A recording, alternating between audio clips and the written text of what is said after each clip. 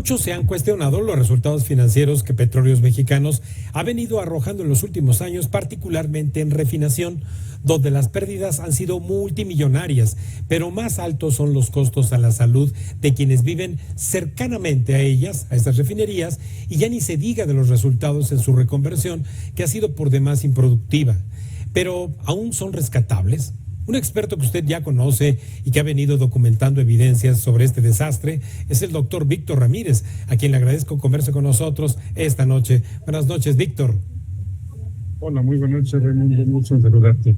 Te agradezco muchísimo, amigo mío, y tengo algunas preguntas, desde luego, para ti, pero si empiezas a explicar a nuestra audiencia qué es el sistema de refinación. Bueno, el Sistema Nacional de Refinación son las refinerías que tenemos en México, son 6 refinerías. Estas refinerías, hay que decirlo, algunas no fueron ni siquiera fabricadas o construidas con la intención de generar combustible, sino algunas fueron originalmente creadas para generar parafinas o otro tipo de materiales que se utilizaban cuando se construyeron. Algunas otras ya son mucho más modernas y actualmente dentro de la retórica del propio gobierno han tenido a bien llamar a la refinería de Deer Park como parte del Sistema Nacional de Refinación, aunque está en Texas, y se quiere incluir también dentro del Sistema Nacional de Refinación a Dos Bocas, que todavía no empieza operaciones y no se sabe para cuándo tenga en realidad operaciones. Pero son estas refinerías que producen básicamente, son diseñadas para producir gasolina, para producir diésel, en algunos casos algunos querosenos, también algunos otros combustibles para la aviación, por ejemplo. Pero un problema que tienen es que el tipo de crudo y el tipo de proceso hacen que en este momento, por ejemplo, produzcan más combustóleo, que es el residuo de la refinación, que gasolinas. El año pasado, Pemex Transformación Industrial, que es el dueño de las refinerías, produjo, insisto, más combustóleo, por ejemplo, que gasolinas. Incluso, mi querido Víctor, al arrancar este gobierno del actual Poder Ejecutivo, se dijo, bueno, que lo primero que se iba a hacer a invertirle en la reconfiguración, la reconstrucción de las refinerías. ¿Eso era cierto? Bueno, se habló mucho de que se iban a reconvertir refinerías. Básicamente era, en algunos casos, instalar algunas coquizadoras, por ejemplo. La realidad es que no se ha hecho prácticamente nada de eso. Y no solamente no se ha hecho, sino que ha empeorado la situación. Voy a poner un ejemplo claro. El sexenio pasado se estaba construyendo en Tula una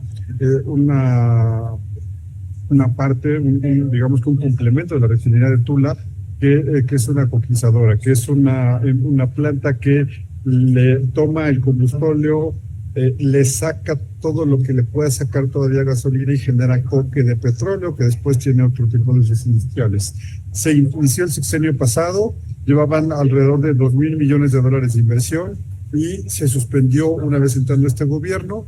Hace un par de años se retomó la obra y ahora lleva otros $1,500 millones gastados. Van a ser alrededor de $4,000 millones lo que se gasten en esto. Y esto pues era algo que venía, se paró y se volvió a echar a andar.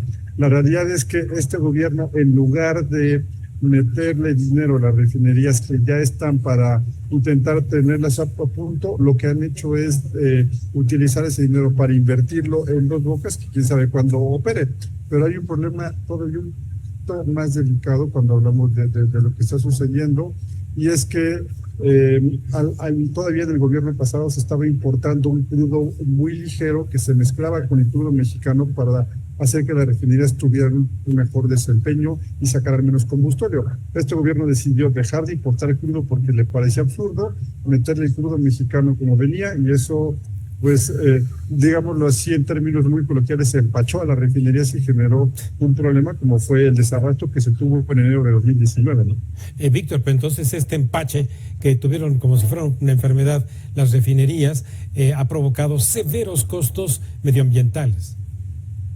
Esto genera dos cosas. Uno, como decíamos, produce más combustible, y el combustible tiene dos efectos. Uno es un combustible de muy bajo valor, se puede exportar. Una parte muy importante de las refinerías norteamericanas que lo compran para tener una mezcla de crudos más adecuada para sus capacidades de refinación.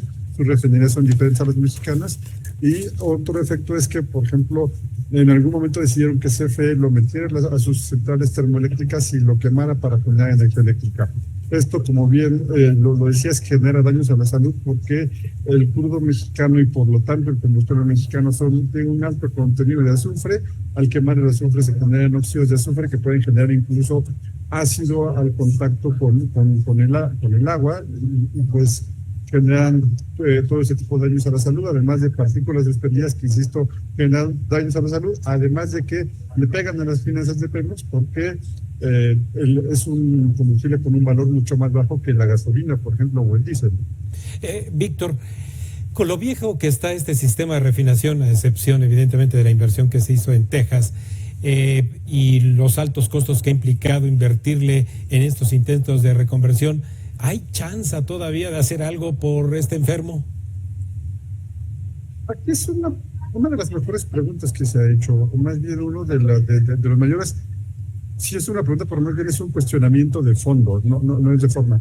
¿Se puede resolver esto? Sí se puede resolver. El problema es que requiere muchísimo dinero. Tan solo estamos hablando de que en Tula una conquistadora requiere alrededor de $4,000 millones, que es la mitad de lo que decían que iba a costar Dos Bocas.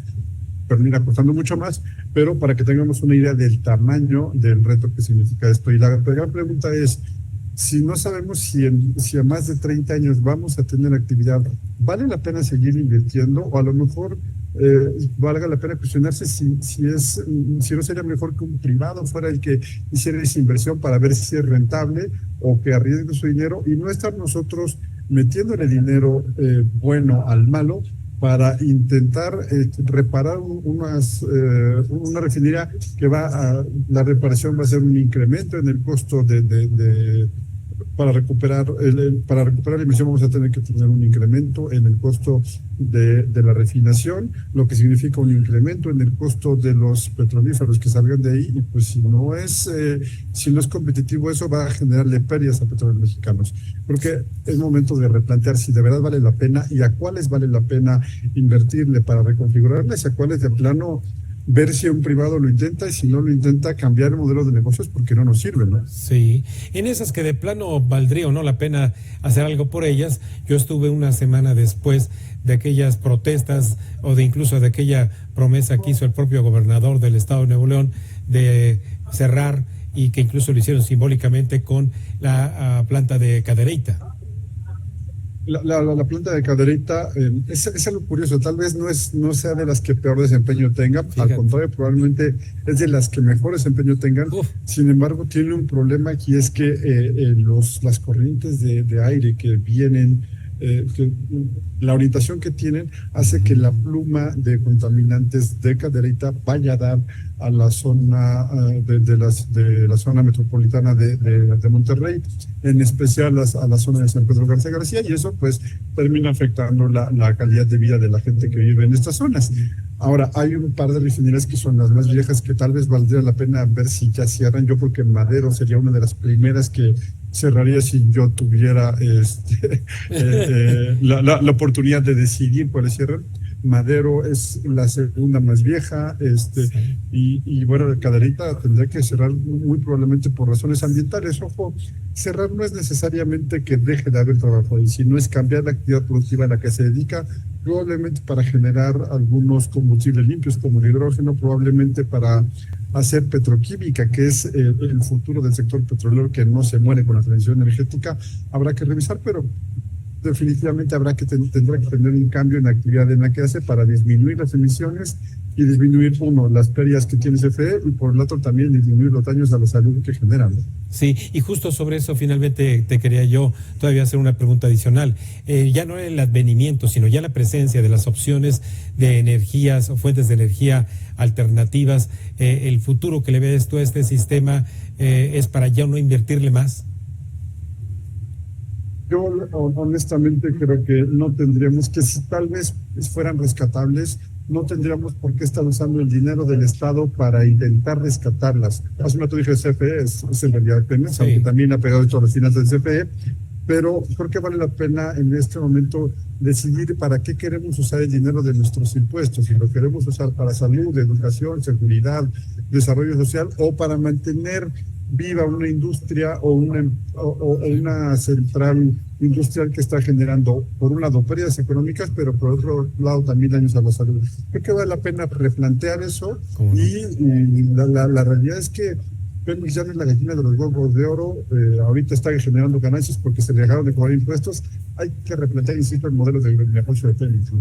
Perfecto, Víctor. Bueno, pues seguramente al darse un cambio de gobierno, ojalá y haya los espacios de participación para expertos como tú, como ya lo hiciste también en alguna ocasión en la Cámara de Diputados, mi querido Víctor. Muchísimas gracias, amigo mío. Al contrario, muchísimas gracias a ti, un placer explicar contigo y con tu auditorio. Gracias, amigo. Hasta la próxima. Bueno, pues usted acaba de escuchar en Cuentas Claras el estado en que se encuentran las 6 refinerías en México y que tantos costos ambientales y financieros han generado. Vamos a una última pausa y al regresar, todo lo que ha ocurrido en bolsas y mercados.